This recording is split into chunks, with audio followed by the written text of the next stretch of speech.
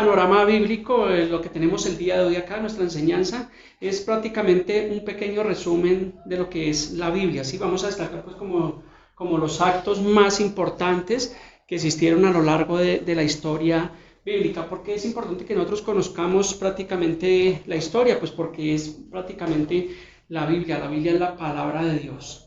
¿Cierto? Hay personas o la sociedad se cuestiona que quién creó a Dios, ¿cierto? O se cuestiona de la existencia de Dios. Y realmente pues la Biblia nos da certeza de que realmente existe un creador. Estos días estaba viendo una película, se llama Pekka, es una película hindú, me pareció como muy interesante. Y prácticamente el actor principal él llegó a una conclusión donde decía que existían solamente dos dioses. Uno, el que las religiones han creado, y otro, el que habla la Biblia, que es el Dios creador. ¿Listo? Entonces vamos a comenzar. Entonces comenzamos aquí en el Génesis 1.1, que es obviamente acerca de la creación. Y dice allí en el Génesis 1.1, dice, en el principio creó Dios los cielos y la tierra. ¿Cierto? ¿Hasta ahí estamos claros? ¿Quién creó los cielos y la tierra? Dios. Dios. Pero ¿qué dice la NASA? ¿Qué dice la ciencia? Que no hay la existencia de un Dios, es lo que dice la ciencia. La ciencia no ha querido aceptar que existe un creador, que existe un ser supremo, pero aquí ya encontramos que dice que en el principio, aquí es en el principio del tiempo, de la materia y del espacio, dice que creó Dios los cielos y la tierra, pero ya vemos aquí en el siguiente versículo, en Génesis 1.2, ¿y qué dice? Dice, y la tierra estaba desordenada y vacía. Paremos ahí. Yo les hago una pregunta, ¿será que Dios hace las cosas desordenadas y vacías? No, Dios hace las cosas completamente perfectas. Pero si yo encuentro aquí que en el principio creó Dios los cielos y la tierra, y en el versículo 2 dice que la tierra estaba desordenada y vacía, ¿qué fue lo que pasó entre el versículo 1 y el versículo 2? Obviamente hubo caos, porque aquí cuando estamos leyendo, prácticamente la tierra se encontraba en caos, dice que estaba desordenada y vacía. Yo les hago una pregunta, cuando está algo desordenado, ¿por qué está desordenado?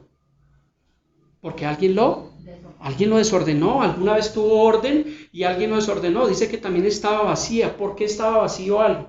Porque alguna vez estuvo completamente lleno. Entonces lo que podemos ver entre Génesis 1.1 y Génesis 1.2 es una línea de tiempo bastante extensa. Ahí prácticamente es donde podemos ver quién generó. Ahora bien, la pregunta sería ¿quién generó ese caos que la tierra estaba desordenada y vacía? Hay unos pocos versículos, está en Ezequiel 28, Isaías 14, donde nos narra que había un ángel creado que se llamaba el querubín grande, que fue un ser que se rebeló contra Dios. Entonces aparentemente lo que podemos ver es que este ser fue el que puso la tierra allí en desorden y caos. Es lo que podemos nosotros ver allí por la escritura. Entonces ya lo que vemos ahí es la recreación, donde dice, y dijo, en el versículo 3, dijo Dios, sea la luz, y fue la luz. Y vio Dios que la luz era buena, y separó la luz de las tinieblas, y comenzó el Señor allí a hacer la recreación en esos 6 días. Y en el 6º día, ¿qué fue lo que hizo? Dice que creó allí al ser humano, amén. Y el 7º día, ¿qué fue lo que hizo el Señor? Dice que el Señor descansó allí en el 7º día. Entonces ya vemos que en esa recreación fue creado todo lo que nosotros vemos, ¿cierto? Los animales, la fauna, los cielos, todo fue completamente organizado. Y allí ya aparece en la escena, aparece un hombre que fue Adán y Eva. Entonces es lo que dice Génesis 1.26, dice, entonces dijo Dios, hagamos al hombre a nuestra imagen, conforme a la semejanza, y señoree sobre los peces del mar, en las aves de los cielos, en las bestias y en toda la tierra. Y en el versículo 27 dice, y creó Dios al hombre a su imagen y semejanza, Dios lo creó, varón y hembra los creó. ¿Y qué hizo Dios? Dice, y los bendijo Dios. O sea que toda la creación de Dios es buena, todo lo que Dios hace es admirable. Entonces allí estaba Adán y Eva, imagínense, ellos vivían allí en ese paraíso. El Señor les había dicho que podían comer de todo lo que había allí en ese paraíso. Yo creo que ninguno de nosotros conocemos un paraíso. Conocemos la palabra, ¿cierto? A veces vemos una película y nos muestran como que las palmeras y la playa, ¿cierto? Todo. Pero era un paraíso, imagínense, creado por Dios. No había allí pecado, allí no había muerte, porque Dios inicialmente no fue el propósito de Dios crear la muerte. Ya vamos a ver por qué fue introducida la muerte. Entonces ellos estaban allí en ese paraíso, no dice la Biblia cuántos tiempos vivieron, pero ellos andaban, paseaban. El Señor dijo que podían comer, deleitarse de todo, menos, obviamente, había un único mandato. ¿Y cuál era ese mandato? No comer del árbol del del fruto del árbol de la ciencia del bien y del mal. Y ellos estaban allí, pero ¿qué pasó? Vamos a saltarnos allí a Génesis 3. En Génesis 3 habla de la desobediencia del hombre. Entonces allí ya es cuando por primera vez viene la desobediencia del hombre. Y dice en Génesis 3:1, dice, pero la serpiente era astuta, más que todos los animales del campo que Jehová Dios había hecho, la cual dijo a la mujer, ¿qué dijo? Con que Dios os ha dicho, no comáis de todo árbol del huerto. Entonces allí ya aparece esta serpiente antigua que tipifica, que representa al diablo, a ese querubín grande que había desobedecido, que posiblemente fue el que generó el caos allí entre Génesis 1:1 y Génesis 1:2. ¿Y qué dijo a la mujer? Con que Dios ha dicho. Entonces lo que podemos ver acá es que ya desde ahí se empezó a cuestionar la palabra de Dios. Hoy en día es lo mismo, la gente cuestiona, pero ¿por qué yo tengo que hacer lo que dice la Biblia?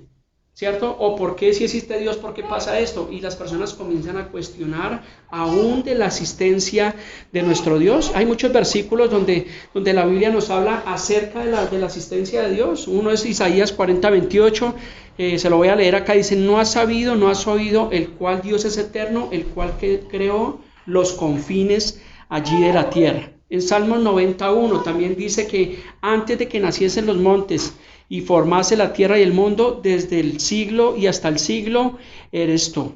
Otra narración que yo puedo ver es en el libro de Job, en Job 38, usted en su casa puede leer Job capítulo 38 y Job 39 y se va a dar cuenta que allí prácticamente Job, en medio de su tribulación, de todo lo que había vivido, él prácticamente como que le estaba pidiendo a Dios una respuesta de todo lo que estaba viviendo. Entonces Dios le dice a Job, en Job 38:4 dice, ¿dónde estabas tú cuando yo fundaba la tierra?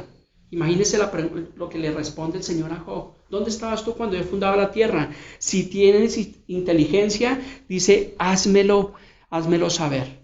Vaya, qué tremenda respuesta. Y usted puede encontrar allí cosas más tremendas donde el Señor le comienza a decir a Job, o si le diste tú las hermosas alas al pavo real, o si le diste tu fuerza al caballo, y comienza el Señor en Job 38 y 39 allí a revelar parte de sus secretos. Yo le recomiendo que usted lea Job 38 y 39 allí en su casa. Otro versículo que nos asevera de la existencia de Dios es Isaías 45:18 y dice, porque así dijo Jehová que creó los cielos, Él es Dios, el que formó la tierra, el que la hizo y la compuso. ¿Sí ven? Entonces lo que estábamos hablando en Génesis 1:1, que Él hizo la tierra y luego de que la tierra estaba en caos, desordenada y vacía, ¿qué hizo el Señor? Dice que Él la compuso nuevamente. Por eso nosotros llamamos la recreación de los 6 días, es lo que dice la palabra, dice que no la creó en vano y la creó para que fuese habitada, es lo que está diciendo allí la escritura. Amén. Entonces, seguimos acá, entonces Génesis 3, estamos viendo la desobediencia allí del hombre. Entonces, allí la serpiente antigua dijo a la mujer que no moriréis, o sea, tentó a la mujer, le habló que desobedeciera, que comiera de ese fruto de ese árbol que el Señor había dicho que no comiera, pero la serpiente que dijo que no iba a morir. Hasta ese momento, la muerte física no estaba entre los planes de Dios. Y hoy en día muchas personas cuestionan, ¿y por qué si Dios es tan bueno, por qué hay tanta muerte en el mundo? ¿Por qué se murió mi ser querido? Ahorita vemos en esta pandemia toda la cantidad de muertes que han habido, pero entendamos que no es el propósito de Dios, ¿cierto? Pero dice en Génesis 3:6, dice, y vio la mujer que el árbol era bueno para comer y que era agradable a los ojos y árbol codiciable para alcanzar la sabiduría, y tomó de su fruto y comió. ¿Y qué hizo? Y dio a su marido. Y allí vino la desobediencia. Y allí fue cuando apareció el Señor, porque obviamente Él se paseaba en medio del huerto del Edén y llamó primeramente al hombre, ¿cierto? Y dijo, ¿qué hiciste? ¿Y qué fue lo que dijo el hombre? Dijo, la mujer que me diste. O sea que prácticamente lavó sus manos. Pero luego el Señor llamó a la mujer y le dijo, ¿qué hiciste? ¿Y qué dijo la mujer? La serpiente me engañó. Entonces siempre vemos que el hombre nunca ha querido aceptar su culpabilidad. Siempre el hombre se lava las manos, ¿cierto? Y siempre estamos mirando a quién le echamos la culpa. Echarle la culpa siempre a los demás. Entonces debemos reconocer nuestra desobediencia como seres humanos y reconocer que necesitamos de un Salvador. Entonces así ya vino en Génesis 3:15, ahí vino la tentación, vino también allí la caída del hombre, pero en Génesis 3:15 también habla acerca, dice, y pondré enemistad entre ti y la mujer, y entre tu simiente y la simiente suya. Esta te herirá en la cabeza, y tú le herirás en el calcañar. Estaba hablando también acerca de una restitución por medio de un Mesías. Aquí en Génesis 3:15 ya se empieza a hablar de que iba a venir de la simiente de la mujer, iba a venir un Mesías Salvador, que es el Señor Jesucristo. Entonces, ¿qué fue lo que pasó con el pecado? ¿Qué es lo que hace el pecado? Allí fue la caída. Lo que hace el pecado es que rompe la comunión con Dios. Entonces, en el momento que ellos pecaron, ¿qué pasó? Que fue, dice la Biblia, que fueron expulsados allí del huerto de Edén. Fueron completamente sacados. ¿Qué perdieron ellos? Ellos en el momento no murieron físicamente, ¿cierto? Pero fueron sacados de allí de todos los beneficios que tenían con el Señor. Entonces, hoy en día el pecado hace lo mismo con el ser humano. Nosotros los creyentes tenemos una comunión con Dios a través de la oración, a través de la Biblia. Claro, la vida cristiana no es una religión, es una relación continua con el Hijo de Dios. Pero cuando hay pecado, ¿qué es lo que pasa? Que hay una separación. El mundo está separado completamente de Dios. Por eso es que hacen lo que bien les parece, por eso vemos la maldad, vemos el pecado, las muertes, las violaciones, la violencia, y todo lo que estamos viendo es una consecuencia de una vida sin Dios. Eso es lo que hace el pecado, romper la relación con nuestro Dios. Entonces allí en Génesis 3:14 vemos la maldición, pero también en Génesis 3:15 vemos allí la promesa. Amén.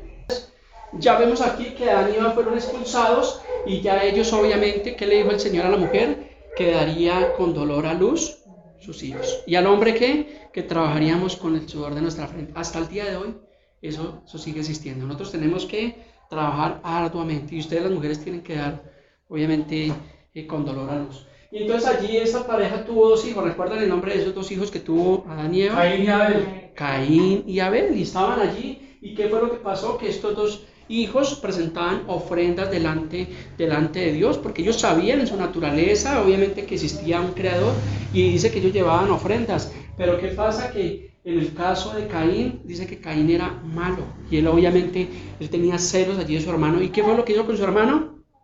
Que lo asesinó. Entonces podemos ver allí que allí se cometió el primer homicidio sobre la faz de la tierra. Ahora le hago una pregunta, ¿hasta el día de hoy la situación ha mejorado? No, ha empeorado. Muertes por envidia, por celos, por contiendas, crímenes pasionales, el padre mata a sus hijos, ¿cierto? Y todo lo que estamos viendo hoy en día proviene desde allí, de la desobediencia. Todo pecado es desobediencia. Entonces, ¿qué hizo Caín? Que mató allí a su hermano Abel, y allí hubo un sustituto que fue Set. Esta línea roja que ustedes pueden ver acá, que lo están viendo a lo largo del panorama bíblico, es la línea mesiánica, o sea, la línea del Mesías, del Señor Jesucristo. Entonces allí ya vino Set, y obviamente ya vinieron la descendencia de Adán y Eva, que fueron Enos, Cainán, Mahalalel, Jared, Enos, Matusalén, Lamed, hasta Noé. Y allí aparece en la historia, ¿recuerdan la historia de Noé, del arca de Noé? Claro. Pues dice la Biblia que allí aparecía Noé, y dice que había tal pecado en ese tiempo, ¿cierto? Entonces, ¿qué pasó? Que obviamente allí aparece Noé, y obviamente el Señor a causa del pecado dice que iba a destruir la raza humana.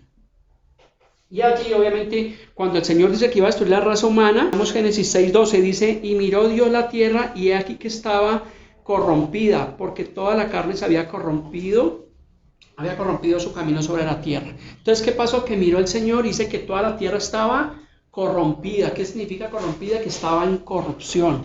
Les hago una pregunta. Cuando el Señor mira cada día, hoy en día la tierra, ¿qué es lo que ve? Corrupción, maldad, muerte. Y siempre todo eso va a traer los juicios de Dios. Y aquí podemos ver uno de los primeros juicios que hubo sobre la tierra. Dice que el Señor decidió destruir realmente la tierra. Y en el 14, Génesis 6:14 dice: le dio el Señor una orden a Noé, dice: hazte un arca de madera de gofer, harás aposentos en el arca y la calafatearás con brea por dentro y por fuera. ¿Listo? Entonces allí lo que hizo Noé fue que empezó a construir un gran arca. ¿Sabe cuánto duró Noé construyendo esa arca? 120 años. 120 años. Claro. ¿Cuántos años vivió Noé? Noé vivió 950 años. Algo que podemos ver es que en el principio, como la muerte no había sido el plan de Dios, los hombres vivían casi cerca del milenio. El hombre que más vivió bíblicamente, según Génesis, fue Matusalén, que vivió 969 años. Por eso es ese dicho que dicen: es que este vivió más que Matusalén, porque obviamente vivió y fue real. Imagínense 969 años. Entonces Noé vivió 950 años, de los cuales pasó 120 años aproximadamente construyendo un gran arca, conforme el Señor le había dicho que lo hiciera.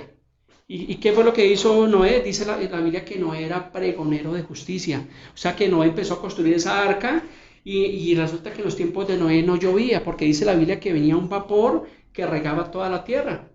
Entonces imagínense la gente preguntándole a Noé, Noé, ¿usted qué está haciendo? Él dijo, no, estoy haciendo una arca porque va a venir un juicio, va a caer gran llovizna, se va a inundar todo el mundo. Imagínense qué le decían a Noé, que estaba loco. La Biblia dice que Noé era pregonero de justicia. Y hoy en día es lo mismo, cuando el pastor predica la Biblia, predica la palabra, habla del pecado, habla del arrepentimiento, ¿qué es lo que dicen? Que los evangélicos están locos. Si ve que la historia vuelve y se repite, ¿por qué? Porque la gente a lo bueno llama malo y a lo malo llaman bueno. Entonces allí Noé, obviamente en obediencia, empezó a construir esa arca y Noé tuvo 3 hijos, que fue Sem, Can y Jafet. Posiblemente sus hijos estaban allí participando en la construcción del arca, pasaron los 120 años y dice la palabra que entraron todos los animales. El único animal que no quiso entrar fue el ser humano, porque a veces hasta los animales razonan más y dice que entraron de 2 en 2, varón y hembra, hembra y macho, ¿para qué? Para volver a repoblar nuevamente la tierra. Entonces, pues para mí en mi naturaleza me parece fácil entrar la vaca y el toro, ¿cierto? Pero ¿cómo haría Noé para atraer todas las aves de los cielos? Eso solamente lo hace la naturaleza de Dios. Pero el ser humano no quiso entrar. Entonces ya prácticamente estaba a punto de cerrarse la puerta allí en el arca y entraron. ¿Cuántas personas entraron en el arca? 8 personas. De multitudes, de millones de personas. 8 personas. Noé, su esposa, sus 3 hijos, Sem, Can, Jafet y sus 3 nueras. 8 personas de toda una raza humana que había en ese tiempo. Solamente 8 se entraron. Es lo que dice la Biblia, que la puerta que lleva a la perdición dice que es ancha y es espaciosa, pero el camino que lleva al Señor dice que es estrecho y pocos quieren entrar por ahí. Y hoy en día es lo mismo, la gente no quiere venir a Dios, hay una pandemia, hay muertes, hay violencia, hay caos y la gente sigue rechazando a Dios. La gente busca su camino, es que yo lo hago a mi manera y es que soy yo y antes por el contrario pretenden culpar a Dios de todo lo que está pasando. Entonces la historia vuelve y se repite. Entonces dice que entraron allí esas 8 personas allí en el arca y ¿qué pasó? Vino el diluvio y se cerró la puerta. Apocalipsis 3:20 dice, aquí yo estoy a la puerta y llamo. Si alguno oye mi voz, cierra la puerta y dice, yo entraré, cenaré con él y él conmigo. O sea que el arca de salvación de este tiempo, ¿cómo se llama? Se llama Jesucristo. Por eso dice, el que por mí entrare. Por eso la salvación en este tiempo es a través de Jesucristo. Jesucristo tipifica un arca de salvación. Entonces imagínense cuando se cerró esa puerta y empezó a llover. ¿Qué hicieron? ¿Cuál cree que sería la actitud de las personas? ¿Correr a esa arca y golpear?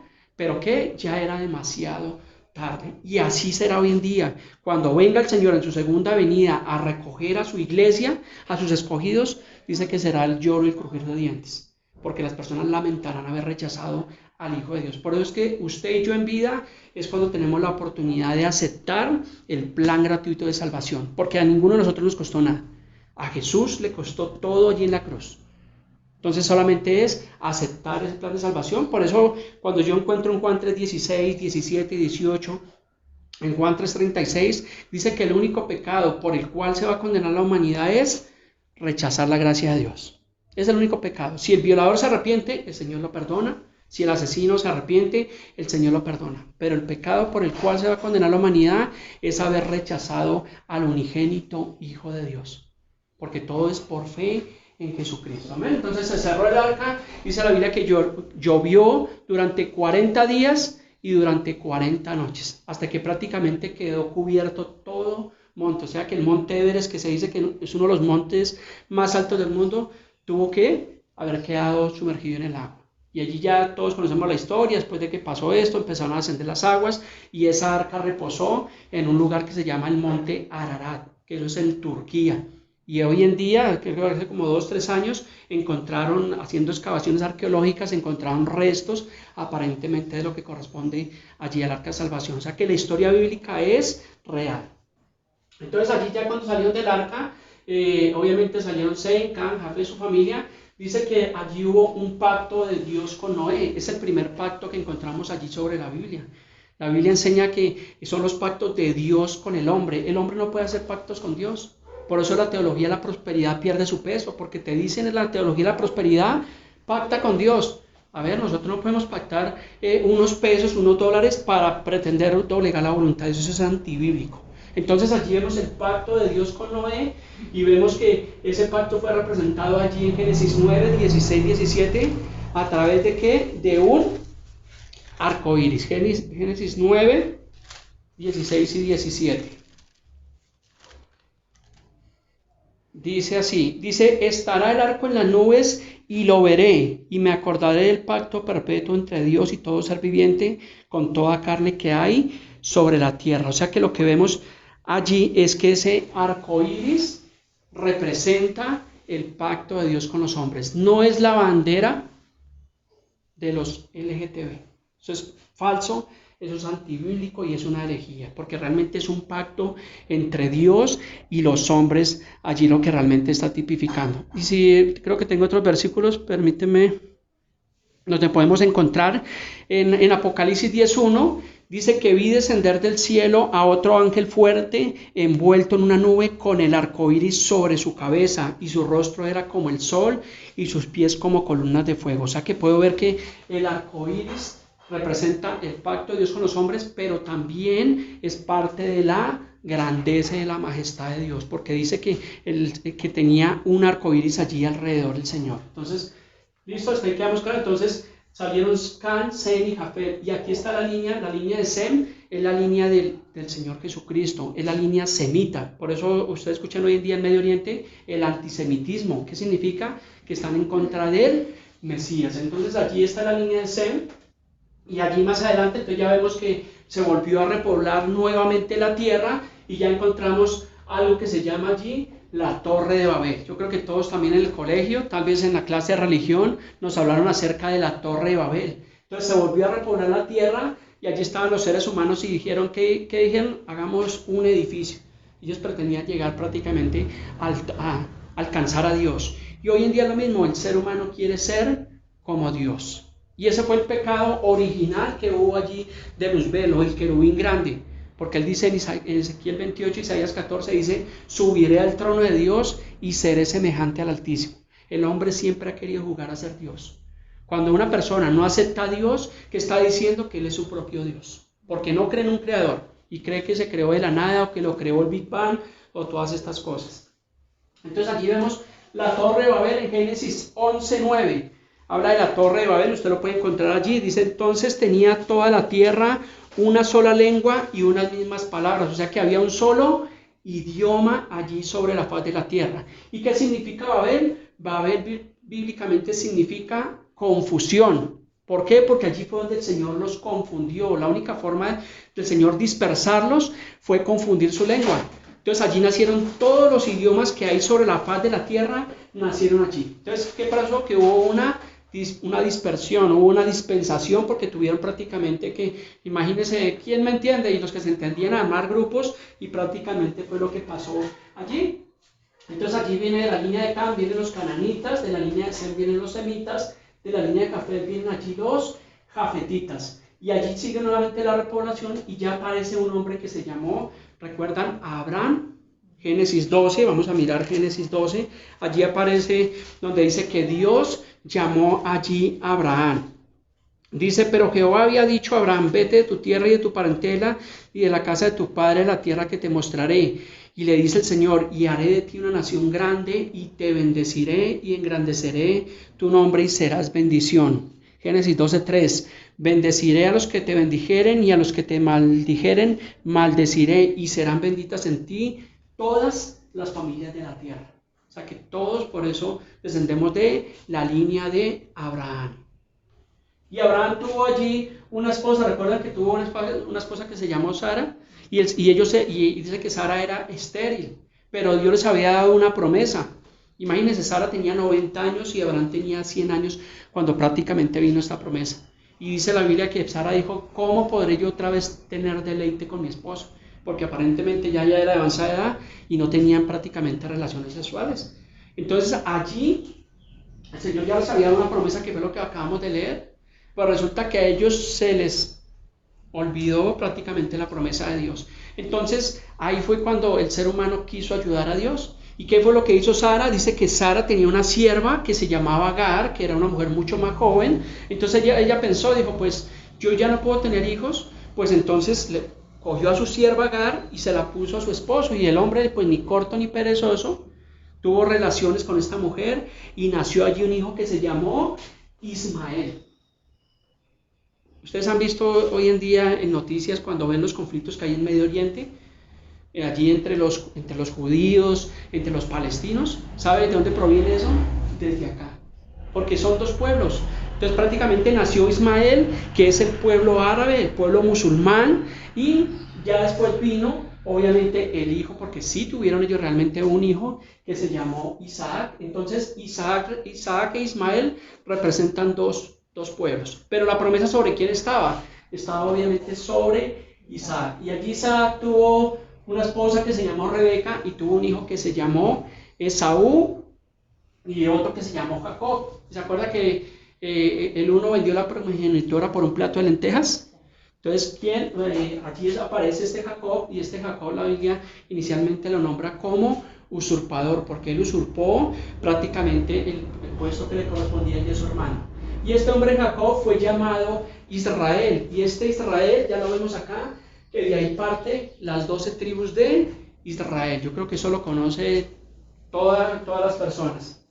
Entonces las 12 tribus de Israel está Rubén, Simeón, Leví, Judá, Isaacar, Zabulón, José, Benjamín, Dan, Neftalí, Gad y Aser. Son las 12 tribus de Israel.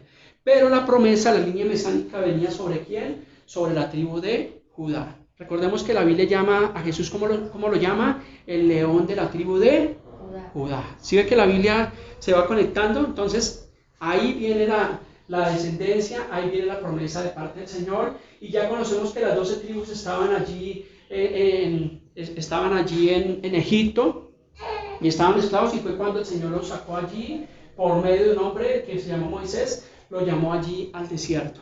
¿Recuerdan que ellos fueron al desierto? Y resulta que el Señor los tenía para tenerlos allí 40 días únicamente. Pero por la dureza de este pueblo, porque ellos salieron allí de Egipto, fueron obviamente allí al desierto, pero ellos empezaron a murmurar contra Dios y empezaron a hacer baales y a hacer idolatría y todo esto, y prácticamente por la dureza de su corazón, el Señor por cada día que los iba a tener en el desierto, que eran 40 días, les añadió un año. O sea que por eso ellos estuvieron 40 años en el desierto. Es lo que estuvo el pueblo israelí allí en el desierto, 40 años. O sea que significa que inicialmente los de estas tribus, que el Señor les había dado la promesa, dice que ellos perecieron. Solamente pudieron entrar 2 personas a la tierra prometida. ¿Recuerda quiénes entraron a la tierra prometida?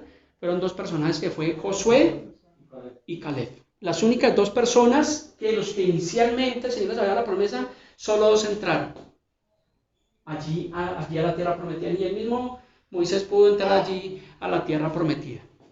Obviamente, ¿quiénes más entraron? Los hijos, porque obviamente en 40 años hubo creación, nacieron bebés, y esos hijos sí entraron a la tierra prometida, pero los que inicialmente se les había dado la promesa, por la dureza de su corazón, no entraron a la tierra prometida.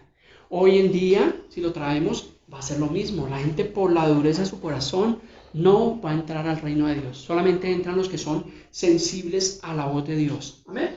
Entonces aquí aparece este hombre que fue Moisés, que fue el que guió allí al pueblo. Recuerdan que él iba al monte allí a orar y a buscar la dirección de Dios, y allí fue cuando el Señor le dio allí a Moisés, le dio las tablas de los mandamientos. Y estuvo también 40 días allí en el monte y bajó, y cuando vio que el pueblo estaba haciendo fiestas y que estaban en idolatría, ¿qué fue lo que él hizo? Dice que rompió las tablas allí de los mandamientos. Y otra vez tuvo que el Señor volver a dar las tablas. Entonces allí vemos que allí fue introducida lo que conocemos nosotros como la ley. La ley fue introducida aquí, en este tiempo. Antes de Moisés, todo esto que vimos acá, no existía la ley. Pero aquí ya fue introducida allí la ley. Y allí estuvo este pueblo 40 años alrededor del desierto. Entonces allí en la ley prácticamente fue introducido más de 600 preceptos que nosotros podemos encontrar en la Biblia. Por eso es que nosotros ya no estamos bajo la ley, sino bajo la gracia de Dios. ¿Por qué? Porque la gracia es muchísimo mejor. La ley no la podían cumplir porque tenía muchísimos preceptos. De hecho, también ahí fue dada la ley del diezmo. Y yo le aclaro, y ustedes saben, que el diezmo jamás fue dinero. Entonces, si un pastor, un ministro hoy en día dice que usted traiga sus diezmos, está yendo en contra de lo que enseña la Biblia. Porque la Biblia nos muestra, ustedes pueden ver allí nuestra enseñanza en nuestra plataforma de YouTube, la enseñanza bíblica acerca de los diezmos. Entonces, los diezmos jamás fueron dinero, los diezmos era algo que traían en especie. Obviamente el Señor le dio tierra allí a todos ellos. Había una tribu que se llamaba la tribu de Leví, y esta tribu de Leví, el Señor le dio heredad a todas las tierras menos a la tribu de Leví. ¿Por qué? Porque la tribu de Leví tenía la responsabilidad, la enmienda de parte del Señor de ser sacerdote de sus hermanos. Entonces las demás tribus traían los diezmos, que no era dinero, que era alimento, lo que producía la tierra, lo que producía el ganado. ¿Para qué?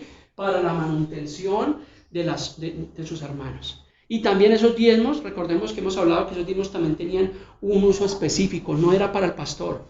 ¿Era para qué? Había un diezmo que era para viudas, huérfanos y extranjeros. Eso es lo que enseña la Biblia. Usted puede leerlo allí en Deuteronomio 12, 13, en Levítico, lo que nos habla acerca de la ley del diezmo. Entonces, allí estuvo ellos, y obviamente ya aparece allí Josué, y allí prácticamente aparece la muerte de Moisés. Moisés no pudo entrar allí a la tierra prometida. Entonces aparece, antes de pasar al siguiente punto, encontramos que murió Moisés, pero la Biblia dice que el Señor escondió el cuerpo de Moisés. O sea, no permitió, dice la Biblia, que nadie conoce el lugar de la sepultura de Moisés.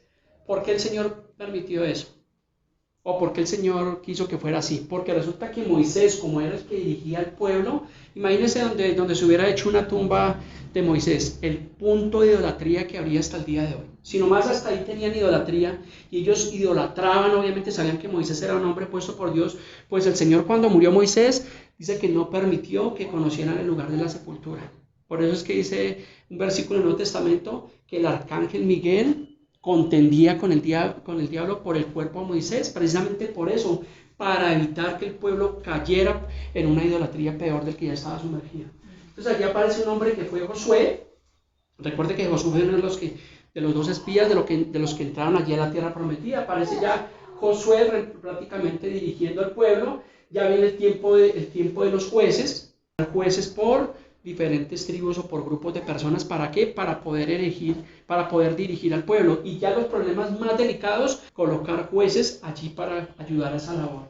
Y allí entonces, ¿qué pasa? Que ahí hay algo que la Biblia enseña, que existía la teocracia. ¿Qué significa la teocracia? Es el gobierno de Dios.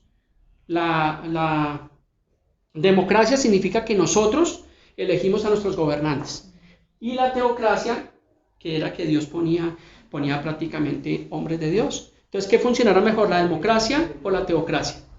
La teocracia. La teocracia, porque es el gobierno de Dios, pero la gente resulta que ya no quiso la teocracia de Dios y empezaron a pedir que ellos querían un rey. Y el Señor les dijo, yo les voy a dar su rey, pero sepan que ese rey los va a afligir. No nos importa, porque ellos querían un rey. O sea que rechazaron la buena palabra del Señor, la dirección de Dios, y ahí es donde aparece el gobierno allí del hombre. Entonces aparece el primer rey, que fue Saúl.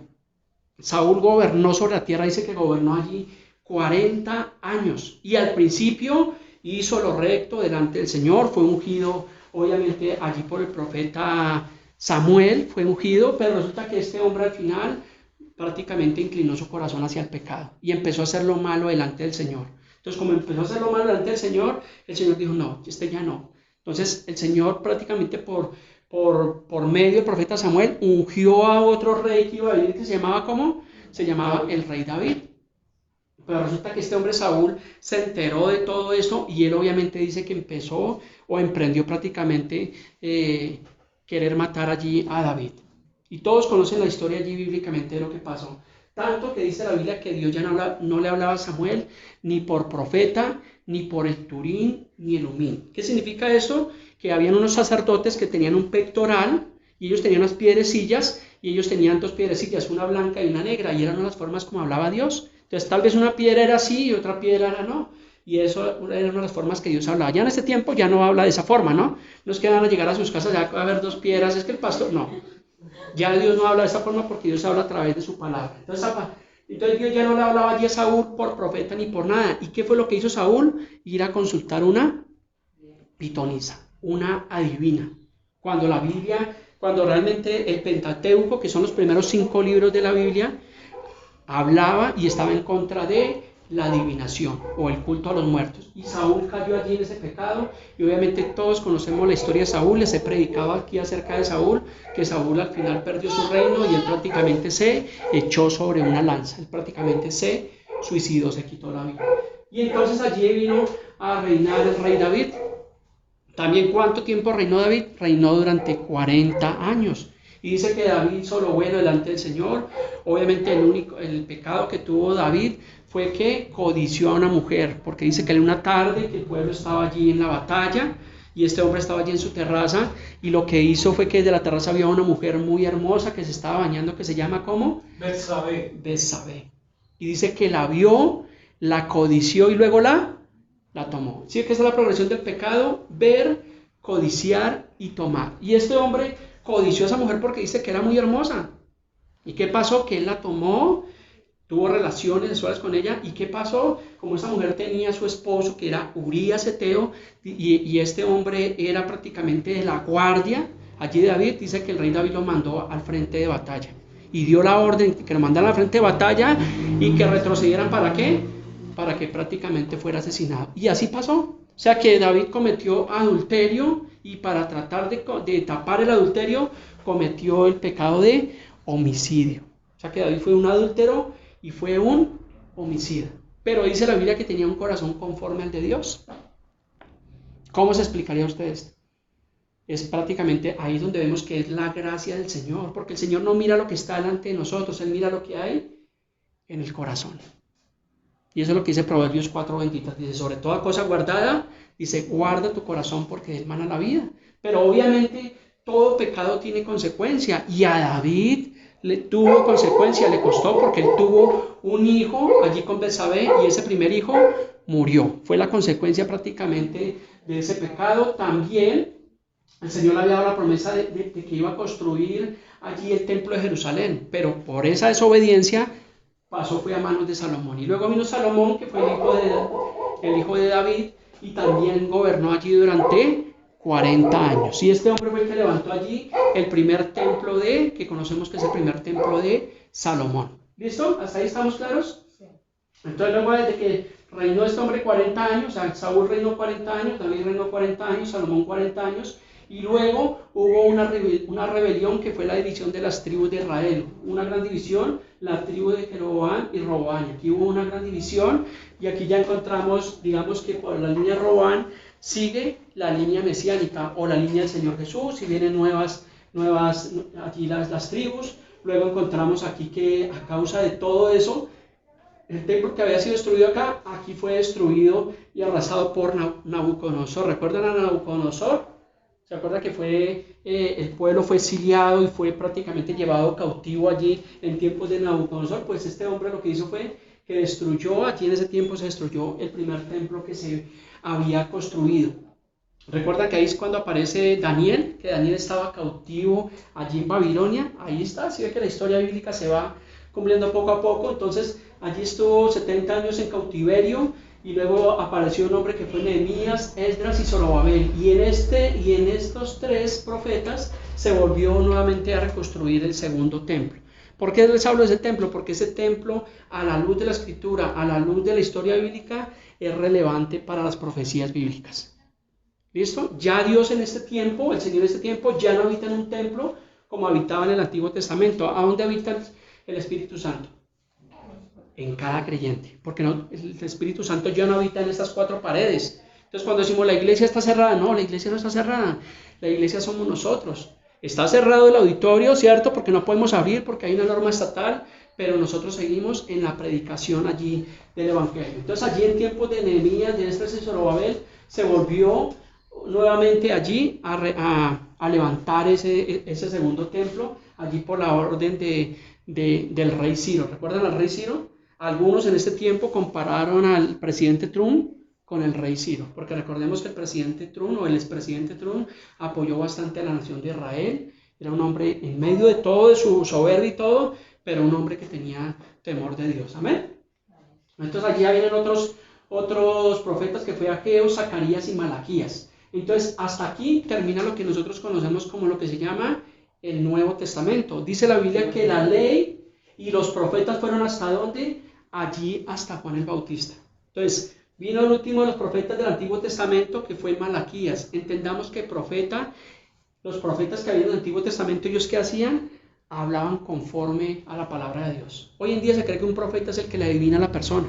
O hay iglesias de profecía donde la gente va y les hablan al oído y te dicen, tú vas a tener un esposo y vas a hacer esto. Y la gente, pues al ser humano le gusta eso. Y esas iglesias son abarrotadas. Eso no son profetas, esos son adivinos, esos son charlatanes. Profeta es el que habla la Biblia de Dios, el que habla la palabra de Dios. Nosotros hoy en día prácticamente, como dice la Biblia, que los profetas fueron desde aquí, desde la ley, los profetas fueron hasta Juan. Hoy en día ya no hay profetas ni hay apóstoles. Cuando yo hablo la palabra de Dios, estoy profetizando. No soy profeta, pero estoy hablando conforme lo dice la Escritura. ¿Sí ve la gran diferencia? Si esta iglesia abre otra iglesia, como hicimos en Cartagena, estamos haciendo una obra apostólica, mas no somos apóstoles. Eso ya ahorita se lo voy a explicar más adelante. Entonces, hasta ahí fueron los últimos de los profetas. ¿Listo? Y luego hubo un periodo que la Biblia lo registra, que es el periodo de silencio.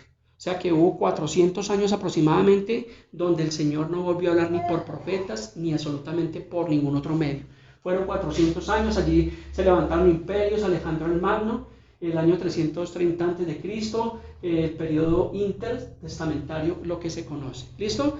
Hasta ahí es donde nosotros culminamos prácticamente lo que tiene que ver desde Génesis 1.1 allí hasta Malaquías, lo que conocemos como el Antiguo Pacto. Entonces aquí termina el tiempo, el último de los profetas fue Malaquías. Y antes de terminar allí en Malaquías 3, encontramos allí que dice el pago de los diezmos. Le voy a leer, voy a hacer un paréntesis. Malaquías 3.10 dice, Malaquías 3.9 dice, malditos sois con maldición porque vosotros la nación entera me habéis robado. ¿A quién le está hablando? ¿A la iglesia? No, porque la iglesia no existía acá en el tiempo de Malaquías. Le está hablando a una nación, le está hablando a un pueblo, a unas tribus, porque ciertamente se estaban robando el diezmo, que era el producto de la tierra y los frutos del ganado. Entonces dice el versículo 10, dice, traed todos los diezmos al alfolí. Yo les he explicado qué es un alfolí. A veces le hago esta pregunta a muchas personas y me dicen, pastor, el alfolí es en la cajita de las ofrendas, ¿cierto? O la tesorería de la iglesia. Pues no, un alfolí no era eso. Un alfolí en el Antiguo Testamento era un inmenso granero donde almacenaban el grano, como decir un silo. ¿Cuántos conocen los silos esos grandísimos que hay por en los campos? Eso es un alfolí. Entonces por eso dice traer los diezmos. Cuando dice diezmos, o sea, no era un solo diezmo, habían 4 diezmos que los podemos ver en Deuteronomio 22, allí podemos ver los diferentes diezmos que habían. Dice, traed los diezmos al alfolí y hay alimento en mi casa y probadme ahora en esto, dice Jehová de los ejércitos. Entonces, ¿qué pasa? Aquí esta palabra, para ir culminando el Antiguo Testamento, esta palabra de Malaquías es una palabra mal enseñada a la iglesia, porque se coge a la iglesia ¿para qué? Para manipular, para decirte que tú debes traer diezmos a la iglesia, cuando aquí en ningún momento ni existía la iglesia, ni los diezmos eran dinero, ¿sí ves? Entonces tenemos que conocer algo que hay en la historia bíblica, es saber en qué tiempo estaba hablando Dios y a quién le estaba hablando Dios, porque yo no puedo coger palabras del Antiguo Testamento para justificar. Les voy a poner un ejemplo que siempre coloco, Génesis 12.2, que lo leímos ahorita, cuando dice, haré de ti una nación grande y te bendeciré y serás bendición. ¿A quién le estaba hablando el Señor? ¿Al pastor del avivamiento? ¿Al pastor Miguel? ¿Le estaba hablando? Entonces, esa palabra en Malaquías 3.10 es algo que se ha sacado realmente del contexto original. ¿Listo? Hago esa aclaración ahí. Entonces, aquí ya terminó. Obviamente dice que la ley y los profetas eran hasta Juan. Entonces, aquí ya entramos aquí en esta parte de la historia bíblica, que es cuando aparece el Señor Jesucristo.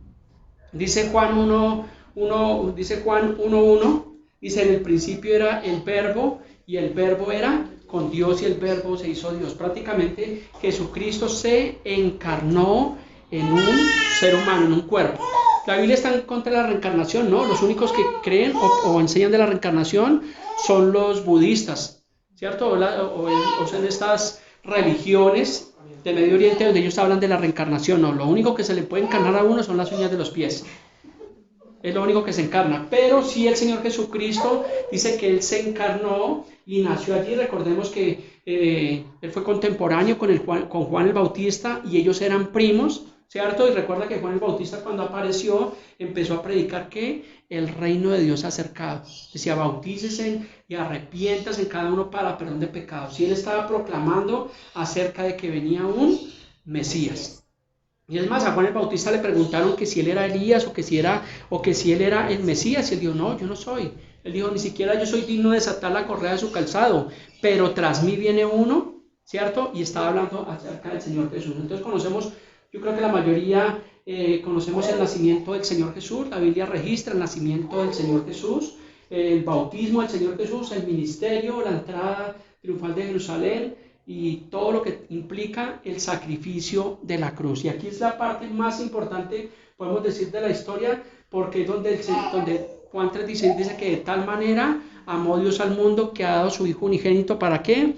Para que todo aquel que en Él cree no se pierda, mas tenga vida eterna. O sea que por medio del sacrificio de Jesucristo en la cruz es donde tú y yo podemos ser perdonados de nuestras transgresiones. Es la única forma, porque dice la Biblia que como el pecado entró por un hombre que fue allí Adán, dice que por ese pecado se transmitió la muerte a todos los seres humanos. Dice que también por Jesucristo vino el perdón, viene la resurrección. Entonces todo es allí por medio del Señor Jesucristo. Recordemos que Él vivió con sus padres, a la edad de 12 años fue presentado allí en el templo. Obviamente dice la Biblia que José y María tuvieron más hijos, o sea que Jesús tuvo hermanos, y él prácticamente estuvo con su padre putativo, que fue José, y él aprendió la carpintería. Por eso se dice que el carpintero, y estuvo allí a la edad de 30 años, fue cuando el Señor Jesús comenzó su ministerio, hasta la edad más o menos de 33 o 33 años y medio por la historia bíblica.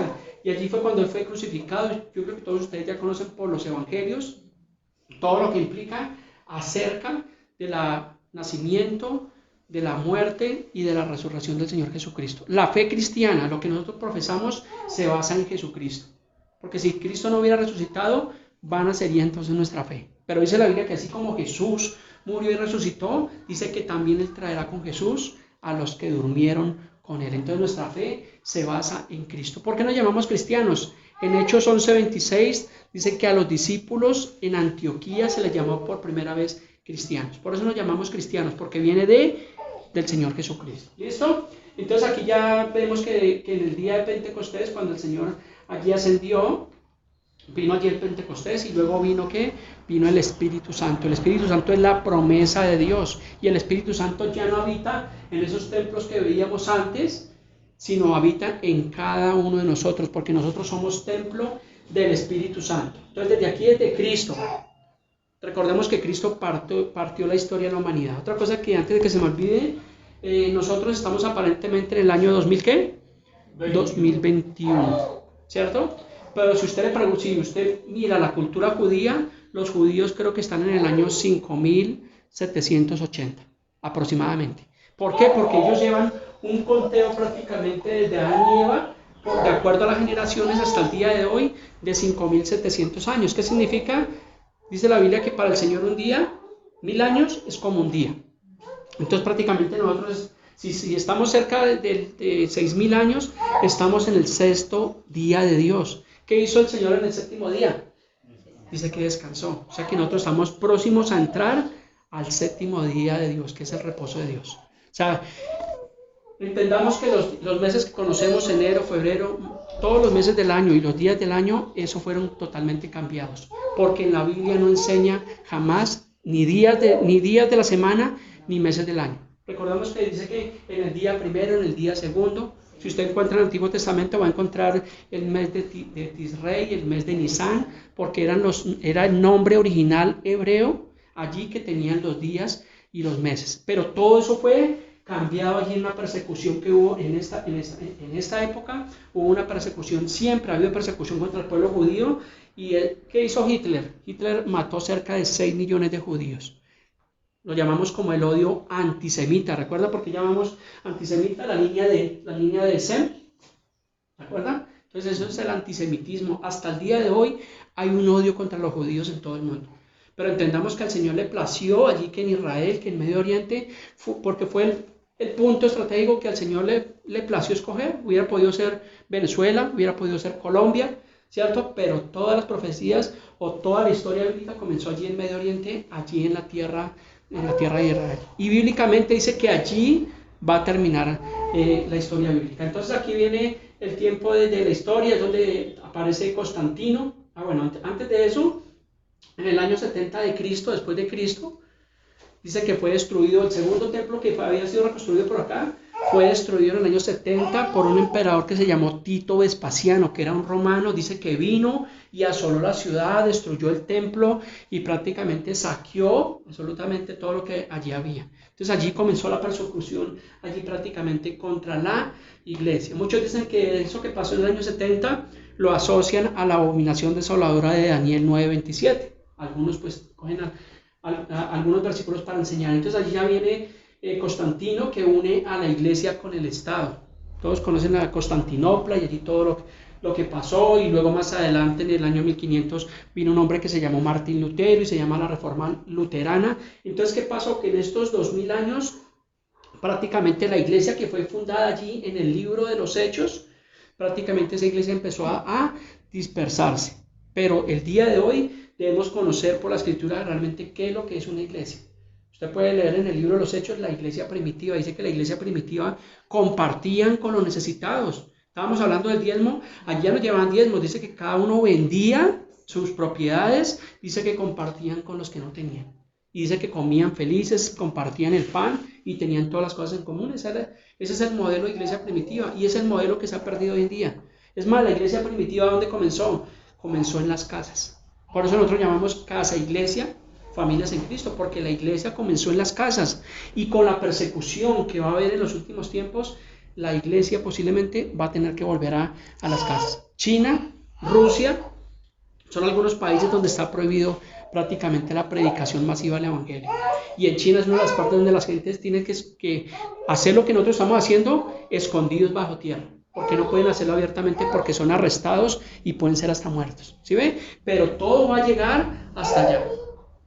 Ahorita hay una ley y todo lo que está viniendo del nuevo orden mundial y todo lo que estamos viendo en el mundo entero, todo también hay un ataque contra la predicación del evangelio. Porque ellos a lo bueno llaman malo y a lo malo llaman bueno. Entonces aquí vemos la historia de la iglesia. Entonces yo aquí puse que aquí nos encontramos, prácticamente aquí nos encontramos el día de hoy. ¿Y qué es lo que hacemos nosotros? Que nosotros estamos esperando el retorno del Señor Jesucristo. Porque el Señor prometió que Él regresaría por segunda vez, ¿cierto? A salvar a los que le esperan. La Biblia habla en 1 Tesalonicenses 4, del 13 al 17, 1 Corintios 15, 51, habla del arrebatamiento de la iglesia. Es un tema maravilloso. Dice que los muertos en Cristo resucitarán primero, que luego nosotros los que hayamos quedado seremos juntamente arrebatados para recibir al Señor en las nubes. O sea que nosotros estamos esperando que el Señor regrese. Hay algunos puntos de vista teológicos que dicen que el arrebatamiento será 7 años antes, otros que dicen que será a la mitad de la tribulación, otros que dicen que será un mismo evento, pero lo único cierto es que el Señor va a regresar. ¿Y cómo tenemos que vivir nosotros? Como si el Señor viniera hoy mismo. O sea que el día de salvación es hoy, el día de salvación no es mañana. Por eso cuando les predicamos a las personas, pero dicen, no, yo ahorita no quiero saber nada de religión, no quiero saber nada de Biblia. ¿Será que ellos van a saber si el día de mañana están con vida? Nadie lo sabe. Entonces hoy es día de salvación. Por eso nosotros tenemos que creer. Y cuando dice creer está hablando de tiempo presente. No decir yo era cristiano o de pronto más adelante, sino el tiempo de salvación es el día de hoy. Entonces nosotros estamos próximos a entrar a lo que tiene que ver con la Biblia habla de la tribulación o la gran tribulación, es lo que habla la Biblia. Dice que es un periodo como nunca jamás lo ha habido sobre la historia mundial. Y yo creo, y podemos ver por la escritura, que estamos próximos a entrar a esa gran tribulación. Y dice allí en Apocalipsis que son 3 años y medio, donde va a venir Apocalipsis 13, que habla de la marca del anticristo, ¿cierto?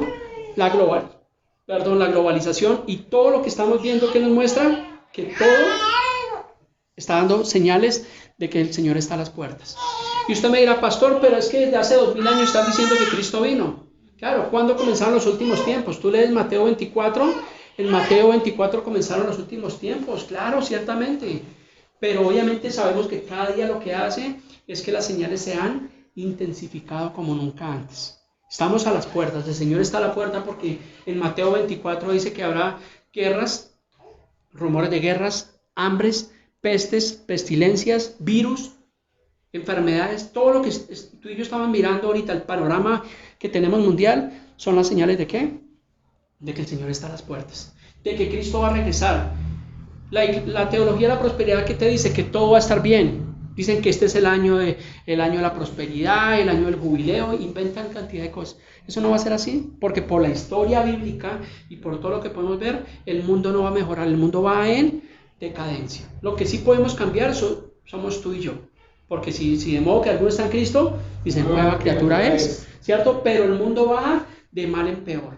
¿Por qué tiene que ser así? Porque prácticamente se tiene que alinear la plataforma para que venga el anticristo. Lo mismo, el anticristo algunos dicen que es un personaje, otros dicen que va a ser como un sistema, esa es la palabra. Algunos dicen que va a ser un sistema y otros dicen que va a ser una persona. Sea sistema o sea persona, va a venir el tiempo del anticristo. ¿Qué significa eso? Que va a ser como allí en la Torre de Babel, que todos quieren ser uno solo. Vemos ahorita la globalización, el dinero económico, el dinero físico que usted y yo conocemos tiene los días contados, porque el dinero tiene que desaparecer. ¿Para qué? Para que se pueda globalizar todo, para que haya un control masivo, tiene que desaparecer el dinero físico. Y ya ahorita China estos días creo que lanzó una moneda virtual que es como que más mejor que el Bitcoin. Y aún hay muchas personas que son mineros y están más preocupados por buscar fortuna que por buscar al Señor. ¿Listo? Entonces toda la globalización tiene que ver, o sea, cuando vemos China, vemos a Rusia, vemos todo esto, prácticamente estamos viendo que la palabra de Dios se cumple. Tú lees Ezequiel 38 y 39 y habla de la batalla de Gog y Magog. Y es algo que está próximo a suceder, donde prácticamente Rusia, prácticamente Irán, que es el peor enemigo que tiene Israel, dice que ellos van a venir del norte y van a venir contra una tierra indefensa, que es lo que podemos encontrar en la guerra del Salmo 83, que posiblemente la podamos ver nosotros. El mundo está en caos, el mundo está en crisis. Vemos lo que está pasando ahorita, la tensión nuclear que hay en el mundo, y todo eso está profetizado en la palabra desde hace más de 4.000 años. Allí por los profetas Isaías, Jeremías, Ezequiel, Daniel, todo eso está profetizado desde allí, lo que iba a pasar en los últimos tiempos. Entonces estamos aquí, prácticamente estamos en un tiempo difícil, donde estamos próximos, donde estamos viendo, donde estamos mirando las últimas profecías bíblicas. Nosotros, yo creo que somos la generación prácticamente que vamos a ver las últimas profecías finales. Dice la Biblia que nadie sabe el día ni la hora, ¿cierto? Nadie lo sabe, pero dice que por las señales podemos estar atentos. Entonces mucha gente a veces me dirá, pastor, pero yo quería que usted me dijera que todo va a estar bien, mire, yo tengo sueños, mire mi bebé, dígame que va a estar bien las cosas. Pues Lucas 21:28 dice que cuando veamos todas estas cosas, ¿qué dice? Dice, erguíos, dice, levantad vuestra cabeza porque nuestra redención está cerca. La palabra erguíos significa estar atentos con nuestra mirada al cielo, no con la mirada al piso. ¿Cómo anda una persona derrotada? Ay, hermano, ahí como triste, aburrido, meditabundo. No, nosotros debemos, en medio de las circunstancias que está viviendo el mundo, tener nuestra cabeza en alto.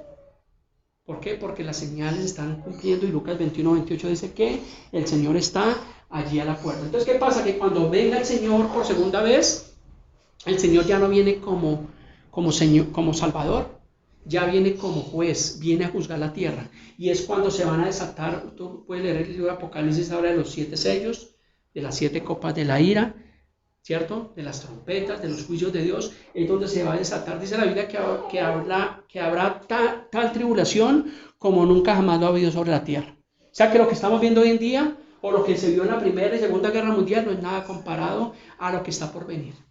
Y eso va a pasar, y vamos para allá. Entonces, ¿qué debemos hacer?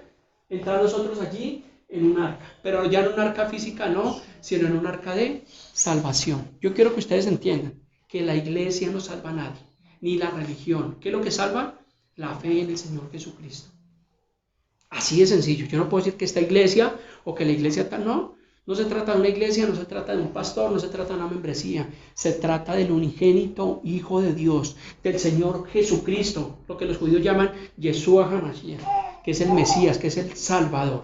Entonces Él está próximo a regresar, y nosotros tenemos que vivir como si fuera el último día. Significa que tenemos que vivir arrepentidos y reconciliados del Señor. Porque ya cuando el Señor venga, y vengan los juicios sobre la tierra, dice la palabra que Él va a establecer su reino. La Biblia habla del reino milenial, allí en el libro de Apocalipsis. Algunos teólogos dicen que ya el reino milenial ya pasó, bueno, pero realmente cuando el Señor venga, va a establecer su reino, y es un reino que es eterno, que no tendrá fin. Por eso dice en el Apocalipsis que Él enjugará toda lágrima de los ojos de ellos. Allí ya no va a haber muerte, no van a haber divorcios, no van a haber amputaciones, no va a haber muerte, no va a haber dolor, no va a haber enfermedad. ¿Por qué? Porque es el reino del Señor. Y vamos a vivir eternamente, porque es lo que el Señor ha prometido. ¿Para quién? Para los que aman al Señor, para los que se deleitan en su palabra. Entonces vamos a vivir eternamente. Y cuando dice eternamente es que no tiene fin. En Apocalipsis dice que el Señor hace nuevas todas las cosas. O sea que cuando el Señor venga, todo lo que usted y yo vemos, todo va a ser destruido y va a ser nuevamente reconstruido por el Señor Jesucristo. Imagínense cómo va a ser eso. Si usted lee el libro de Apocalipsis, en Apocalipsis dice que calles de oro y un río del mar, ¿cierto? Vamos allí, eso está en Apocalipsis 22. Dice, después me mostró un río limpio de agua de vida, resplandeciente como cristal, que salía del trono de Dios y del Cordero. En medio de la calle de la ciudad, y a uno y a otro lado del río, estaba el árbol de la vida, que produce 12 frutos, dando cada mes su fruto, y las hojas del árbol eran para sanidad de las naciones. Dice, no habrá más maldición, ¿cierto? Dice, y el trono de Dios y el Cordero estarán en ella, y sus siervos le servirán, y verán su rostro, y su nombre estará en sus frentes. Dice, no habrá allí, Apocalipsis 22:5, no habrá allí más noche, y no tiene necesidad de luz de lámpara ni de luz de sol, porque Dios, el Señor, los iluminará, y reinarán por los siglos de los siglos. O sea que aquí somos, en este tiempo, usted y yo somos aquí peregrinos en esta tierra. Somos temporales. Dice el libro de Santiago que quede nuestra vida. Dice, es un poco de neblina que se aparece por un poco de tiempo y luego se desaparece. Eso es la muerte física. Recordemos que la muerte física es una separación entre el cuerpo y el espíritu. Cuando hay una muerte física pasa esto, se separa el cuerpo vuelve al polvo de la tierra y el espíritu vuelve a Dios. Obviamente, pretendiendo los dos destinos que habla la Biblia, o la vida eterna o la condenación eterna. Así que tú decides aceptar o rechazar el plan de salvación, aceptar o rechazar las palabras de la profecía de este libro. Pero yo te doy la recomendación, sigamos viviendo para el Señor. Es la única fortaleza, es la única esperanza que tenemos en medio de todo. Ahorita vienen ya en un año las elecciones aquí en Colombia y vendrá otro nuevo presidente, pero la democracia, recordemos que la democracia ha fracasado. Ningún hombre va a cambiar a un país, una nación. Lo que cambia vidas es el Señor Jesucristo. Ahorita hay un presidente que es el presidente de El Salvador. No recuerdo el nombre en este momento. Es un hombre de Dios donde el presidente ora, donde es algo maravilloso. Ojalá que todos los hombres, como ese presidente de El Salvador, fueran temerosos de Dios. Qué bueno, que eso es lo único que puede cambiar la vida de las personas, y es el Señor Jesucristo. ¿Listo? Y aquí ya por último encontramos ya el juicio final. Viene el juicio final, donde dice que el que no fue hallado escrito en el libro de la vida fue lanzado en el lago que arde azufre y fuego. Esa ya es prácticamente la consumación, prácticamente es el final, donde encontramos simplemente que los que obedecieron desde Adán y Eva a lo largo del periodo de los 6.000 años bíblicos, vamos a estar delante del Señor. Unos para vida eterna y otros para condenación eterna. Y esperemos que cuando el Señor abra esos libros allí con los 24 ancianos, nuestros nombres estén escritos allí en el libro de la vida. ¿Cómo escribimos nuestro nombre en el libro de la vida? Aceptando a Jesús como Señor y Salvador. Amén. Entonces esperamos que esta enseñanza haya sido de bendición para cada uno de ustedes.